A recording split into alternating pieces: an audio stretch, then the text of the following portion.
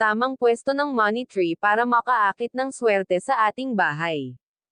Tuklasin kung saan maglalagay ng puno ng pera sa iyong tahanan para sa swerte at kaunlaran.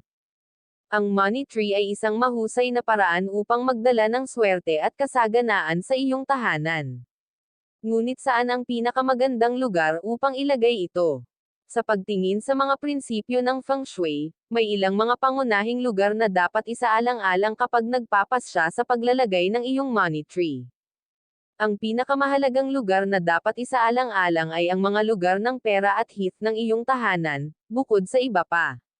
Mayroon ding ilang mga lugar na dapat iwasan. Kaya nang walang karagdagang ado, tingnan natin ang pinakamahusay na mga lugar upang ilagay ang iyong money tree.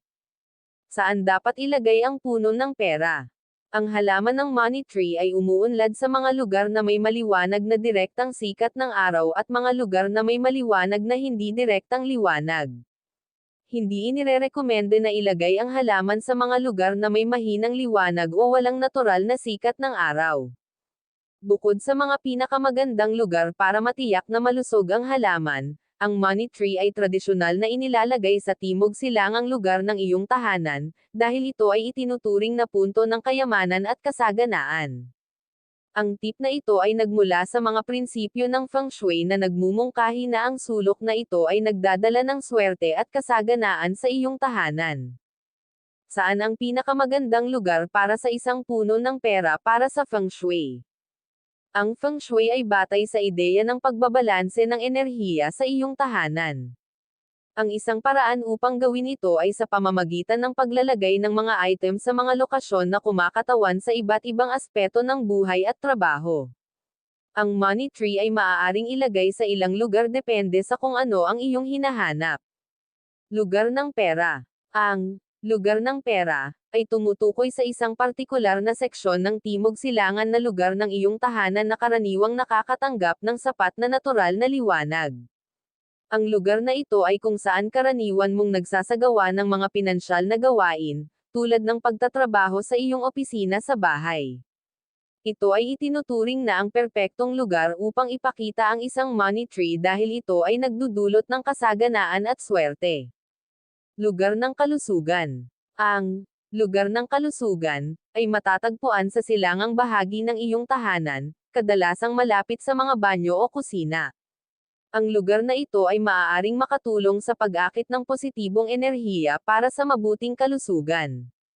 Sa pamamagitan ng paglalagay ng money tree dito, maaari itong magdala ng kalusugan at kasaganaan sa iyong tahanan.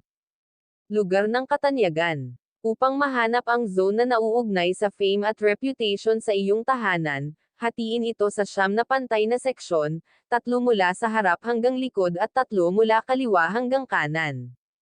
Ito ay kilala bilang ang Bagua Map.